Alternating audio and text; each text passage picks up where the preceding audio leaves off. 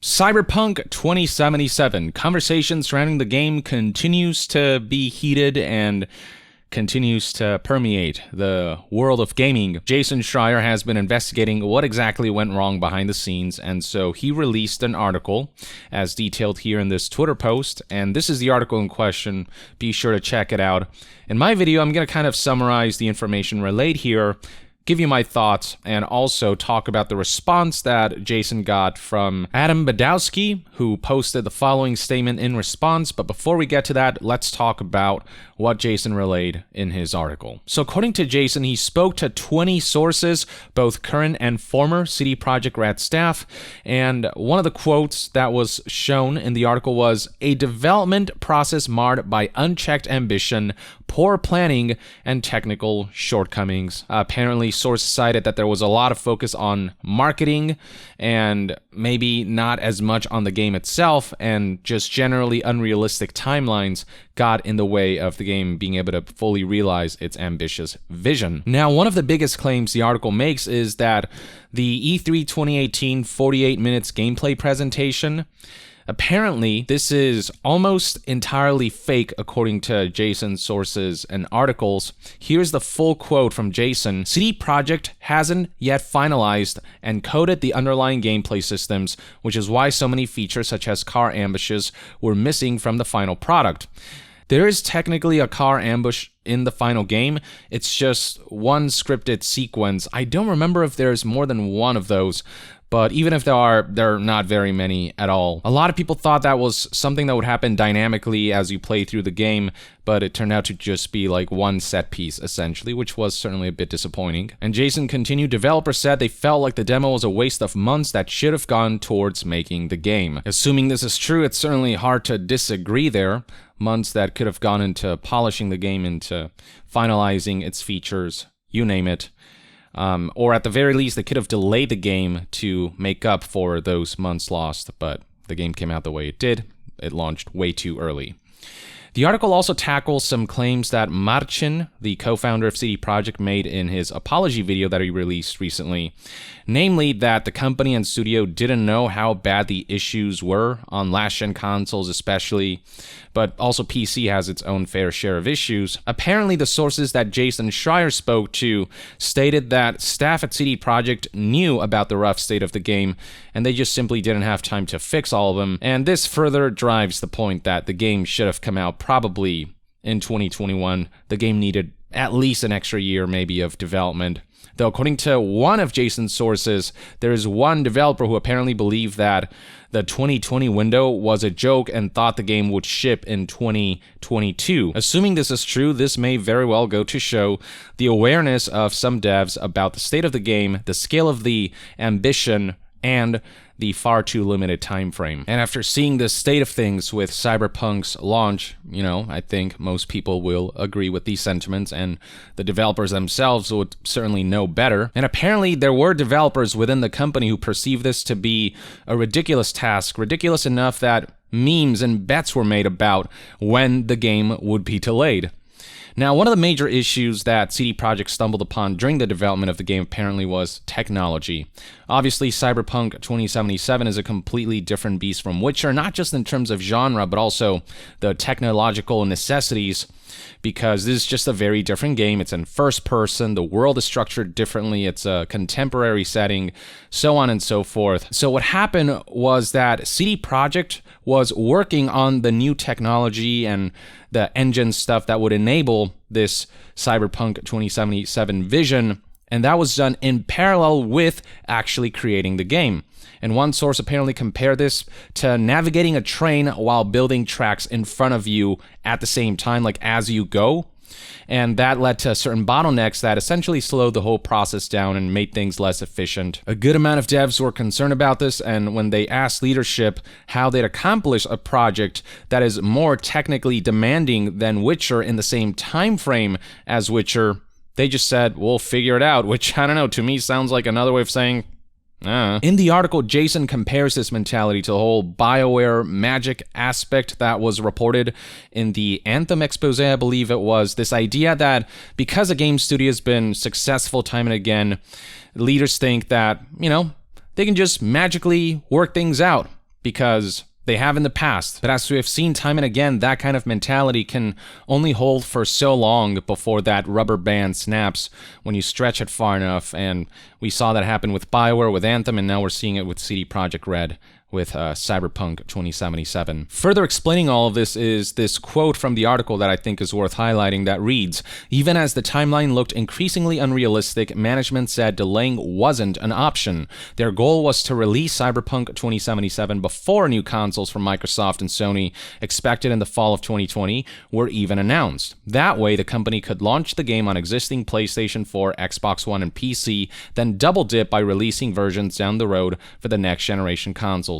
Just imagine that. This game was originally supposed to come out before the new generation started. It was only supposed to be a PC, PS4, and Xbox One game, and not to mention less time to polish things up. And even after the months and months of delay, the game released the way it did. It's just so clear that the game was nowhere near done. The statement continues, "People who bought the old console versions would receive free upgrades when the new ones were available. Some engineers realized that Cyberpunk was too complex of a game to run well on the 7-year-old consoles, with its city full of bustling crowds and hulking buildings. They said management dismissed their concerns, however, citing their success in pulling off The Witcher 3. So again, it's this mentality of the BioWare magic or the CD Projekt magic of, hey, we have killed it in the past, we're going to kill it again, it's just going to work out because we've been successful in the past, so don't worry about it. Which is just not a great mentality. You should always be striving to improve yourself. It wasn't until the end of 2019 that management finally capitulated, realized that they didn't have enough time, and that's when we saw the delay from April to November, and then eventually, of course, from November to December. Now, one thing the article emphasizes is that contrary to popular belief, Cyberpunk 2077 was not in development for 8 years. Yes, it was announced back in 2012, but that was mainly to essentially draw attention and hire staff. Development proper only began in late 2016 after the launch of Witcher 3 and its expansions, with the last one being Blood and Wine. So we're actually looking at closer to maybe a little over 4 years of full-on development. There was probably some pre-production happening before then by a small team, but everyone was focused on Witcher, and only after that did the core team start focusing on Cyberpunk. So it is a 4 years development cycle. Clearly it should have been 5, hell, maybe 6, I don't know. But yeah, in 2016, as soon as they started developing Cyberpunk in full, apparently CD Projekt, according to the article, hit the reset button on Cyberpunk, so clearly a lot of work that was done in pre-production was scrapped. Adam Kaczynski, the studio head, eventually took over as the head of the project, and many aspects of story and gameplay were apparently overhauled in that period. And this kind of stuff does happen, you know, during pre-production or even during production, but in the case of Cyberpunk, it clearly took a major toll on the project, and not enough time was allotted to bring this, I guess, overhauled vision to life. Beyond technology issues and just poor management, another issue was that CD Projekt's rapid growth from 240 some staff when working on Witcher kind of skyrocketed to, you know, over 500 people. And this is a growth apparently CD Projekt wasn't prepared for in terms of handling that, and so that led to a lot of disorganization among teams and departments. And finally, there's the topic of crunch. Recall that it wasn't long ago, it was sometime last year, or 2019, that CD Projekt made the promise of not mandating crunch and treating staff more humanely. It wasn't long after that CD Projekt started to backpedal on that, saying that actually some crunch will be required, and then we heard about the mandated 6 weeks crunch that was extended after the game was delayed. Now, according to the article, there wasn't just some crunch, there was a lot of it based on the testimonials from these sources, by which I mean that they weren't just crunching for weeks, they were probably crunching for months, for extended periods of time. And there's actually a quote here by a former staff who said, "There were times when I would crunch up to 13 hours a day, a little bit over that was my record probably, and I would do 5 days a week working like that. I have some friends who lost their families because of these sort of shenanigans." And then another CD Projekt Red staff relayed that when they told leadership they didn't want to work overtime because they said it wasn't mandatory, the leadership said, "Okay, fine, but somebody else will take up your mantle and they'll be working extra hours." And this isn't just an isolated incident. According to the Bloomberg article, numerous sources relayed similar stories to Jason. And over a dozen of the sources that Jason spoke to said that they generally just felt pressured by managers to work those extra hours, even though it wasn't mandatory to maintain sort of good optics. They felt like they needed to crunch. So from the sound of things, even though crunch wasn't technically mandatory, it was very much encouraged, or at the very least, leadership became complacent to it. And then there's the pandemic, which played a major role in disrupting the process and complicating matters. Developers had to work from home, and so a lot of them apparently didn't get access to the dev kits they would usually have access to in the office, and also communication was bottlenecked, and that all contributed to the workflow of this game getting hampered. And this is obviously one aspect that the company couldn't control. So this is certainly very unfortunate, but as I've said before, other developers, other game studios also had to deal with similar challenges, and there were those who adapted properly and actually delayed the game as they needed to, and, made sure that they had the time and the infrastructure to get through the development process during a pandemic. And so the culmination of everything I've spoken about is that everyone at CD Projekt Red did know about the rough state of the game shortly before launch. Programmers especially had to scramble in the lead up to the launch to try to fix as much as possible. And then the game launched the way it did, and the rest is history. With all that out of the way, not long after Jason Schreier published that article, studio head Adam Badowski provided the following statement, so let's click on this image and check out what it says. You can see right here that bolded are quotes from Jason, and then he responds to them. So it begins with, what they didn't know was that the demo was almost entirely fake.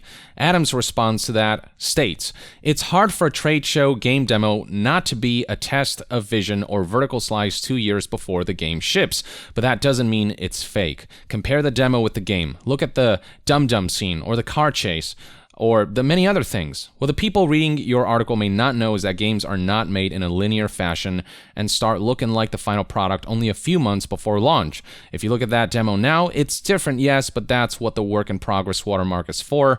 Our final game looks and plays way better than what that demo ever was. My response is, the role of any gameplay presentation and demo is to give us an idea for what we should expect in the final product. And what was shown in the 48 minutes gameplay presentation was a seemingly relatively polished experience with a lot of, promised features, and the final game just didn't live up to that. In the demo, we didn't see any of the bugs and issues that we're experiencing in the final game, and that's what was not disclosed. That kind of rough state of the game, that's what was kept under wraps through manipulation of the review process. This also begs the question, why did you show the game so early? This seems to be a mistake that a lot of companies make, of being so focused on building hype that they feel rushed to show some material that may not ultimately be representative of the final product because it's so early in development or because it's just a vertical slice. Why not show gameplay much closer to launch so that it is significantly more representative and significantly more transparent about what the final product will be like? Because looking at that 48 minutes demo now, it's very clear that that vision that was presented wasn't ultimately fully realized because of the lack of proper management and because devs weren't given enough time. That's where the folly is. Adam proceeds with, as for missing features, that's part of the creation process. Features come and go as we see if they work or not. Also, car ambushes exist in the final game almost verbatim to what we showed in the demo, but again, yes, the demo did feature the car ambush, but the assumption that a lot of people had was that these would be commonplace. These kinds of events and set pieces wouldn't just be a one-time thing, but rather something that would happen dynamically as you engage in certain missions. That really didn't turn out to be the case. And yes, features do come and go, and we saw that happen with the Mantis blades and the ability to climb walls. They announced eventually that we're going to take that out because it just didn't end up working out. But then there are fundamental features like a proper crime system that is functional on the simplest of levels, so police don't just spawn, but rather actually, drive to you, and it feels more immersive and realistic. Not to mention promises of this complex police system that would allow people to put bounties on you and stuff like that. None of that made it in. And again, I get that some stuff has to be cut if it turns out it doesn't work, but Cyberpunk, it gets fundamental features wrong because clearly they're half-baked and developers didn't have time to flesh them out. Next up, and if we get a bit more granular about our release, the vision we presented in this demo evolved into something that got multiple 9 out of 10s and 10 out of 10s on PC from many renowned gaming outlets in the world. And this certainly does speak to the talent at CD Projekt. Imagine if they had an extra year to flesh everything out. Again, that's what's killing me about all this, is that I still had a fantastic time with this game, and it could have been just that much better. Do keep in mind I played on a high-end PC. I played the best version of the game, which, you know, only a minority of Cyberpunk 2077 players can afford. Many bought this game on consoles. That version's really terrible right now. This is from reviewers who got to play the game in the best state possible because they can afford the equipment, and even then, it was a compromised version. But imagine the general public who don't have maybe all of the highest end specs, and, you know, a lot of people who assume that the console version would run adequately. He then says, as for the old gen consoles, yes, that is another case, but we have owned up to that and we're working super hard to eliminate bugs. On PC too, we know that's not perfect version either, and we're proud of Cyberpunk 2077 as a game in artistic vision. This all is not what I call disastrous. Then you and I have very different definitions of disastrous. Yes, it's true that CD Projekt Red isn't going under from all this. Far from it. They've made so much money from Cyberpunk sales. It sold, what, like 13 million units by December 20th, 10 days after launch? Like, just ridiculous numbers. CD Projekt made the money back. But to say that their loss of reputation and trust isn't disastrous, the PR backlash, to say that this situation and the way Cyberpunk launched ultimately isn't disastrous, is disingenuous. Not to say I don't think CD Projekt Red can't recover from this as long as leadership starts making the right decisions, but this is certainly far from an ideal situation. Next up, Adam addresses this quote from Jason: most of the staff knew and openly said it wouldn't be ready for release in 2020. Adam's response reads, you have talked with 20 people, some being ex-employees, only one of whom is not anonymous. I wouldn't call that most of the over 500 staff openly said what you claim. Obviously, it's impossible for me to know what 500 people have said throughout the company, given that I don't work at CD Projekt, but it doesn't take a genius to see that the game was not ready for a 2020 release. My own sources, when I spoke to them about crunch at CD Projekt years ago, said something similar. I've seen that sentiment myself from my own individual sources, and then looking at the final state of the game, it's very clear that the game clearly wasn't going to make it by 2020. It didn't.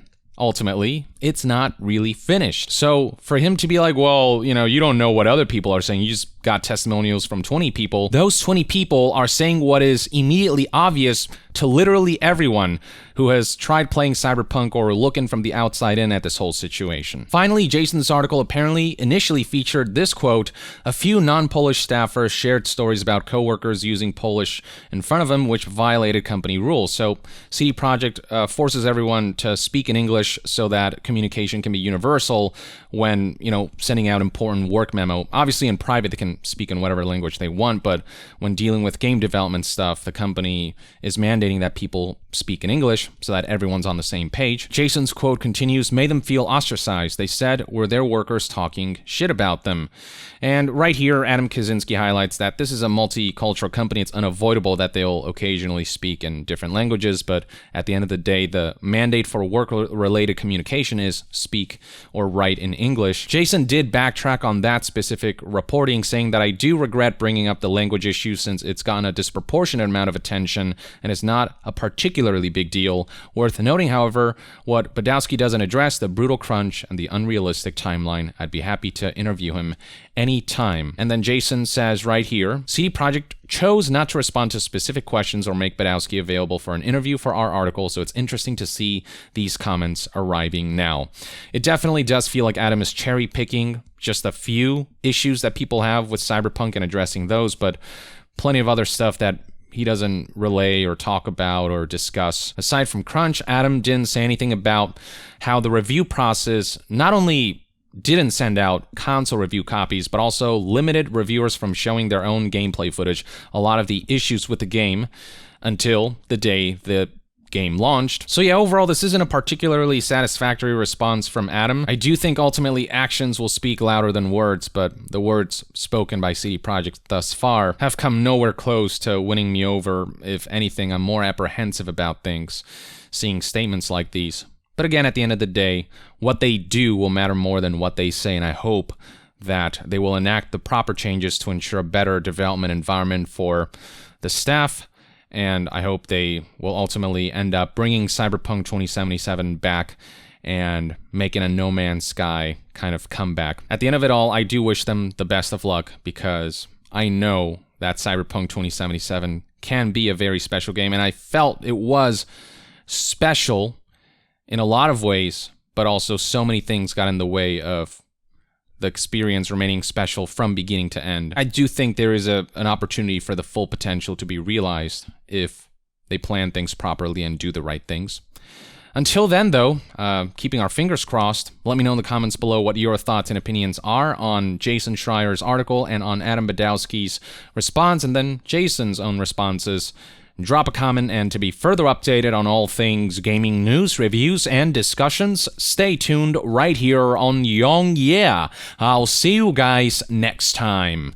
Young out.